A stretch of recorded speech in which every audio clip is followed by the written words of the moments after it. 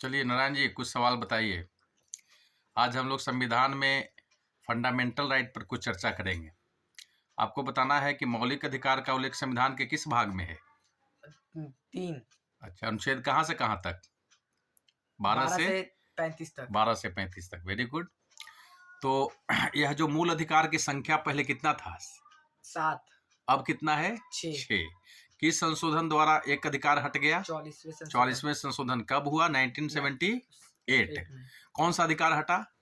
Right to property, संपत्ति का अधिकार। ठीक है, तो संपत्ति का अधिकार पहले था किसमें? अनुच्छेद 19(1) च और 31 में। ठीक है, तो वह तो हटा दिया गया 44वें संशोधन द्वारा। तो अब वह कौन सा अधिकार है? कानूनी अधिकार। और किस किस किस अनुच्छेद में उसका उल्लेख है? अनुच्छेद 300 का भाग 12 में। ठीक है, अब कानूनी अधिकार है। अब बताओ कि यह जो मूल अधिकार है वह मूल अधिकार कहाँ से लिया गया है? अमेरिका से। ठीक है, अमेरिका की राजधानी कहाँ है जी? Washington DC. अच्छा, वाशिंगटन कौन थे? अमेरिका के प्रथम राष्ट्रपति। अच्छा, अमेरिका के प्रथम राष्ट्रपति थे। तो अमेरिका की खोज कौन किया था? कोलंबस। कब किया था? 1492। अच्छा, 1492 में कोलंबस खोजा। तो वहाँ के मूल निवासियों को क्या कहते हैं? Red Indian. Very good. अब अनुच्छेद 12 में क्या कहा गया? अनुच्छेद 12 में क्या कहा गया है? राज्य शब्द को क्या कहा गया? राज्य शब्द को परिभाषित किया गया है। अनुच्छेद 13 में क्या कहा गया है?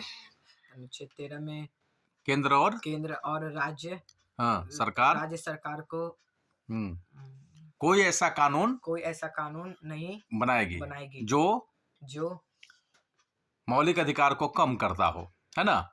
तो 13 में कहा गया। समानता का अधिकार अनुच्छेद कहां से कहां तक है? राइट टू इक्वलिटी 14 से 18। 14 से 18। Very good.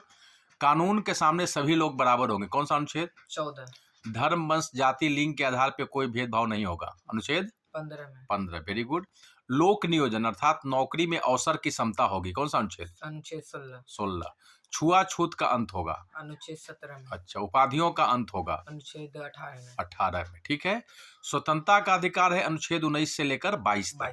ठीक है, तो यह बहुत इंपॉर्टेंट अनुच्छेद है 19 से 22, जिसमें अनुच्छेद 19 जो है केवल भारत के नागरिक को प्राप्त है। ठीक है, अनुच्छेद 19 में कई अनुच्छेद उप अनुच्छेद हैं। ठीक है, जिसमें मूल रूप से अनुच्छेद 19(1) क में वाक्य अभिव्यक्ति की स्वतंत्रता यानी बोलने की आजादी। ठीक है, प्रेस की स्वतंत्रता भी इसी में निहित है। ठीक है, चलिए बहुत बढ़िया, इसको पढ़ाई करना है और इसी तरह से जो है ध्यान बनाए रखना है ताकि भविष्य में और अच्छा कर सकें।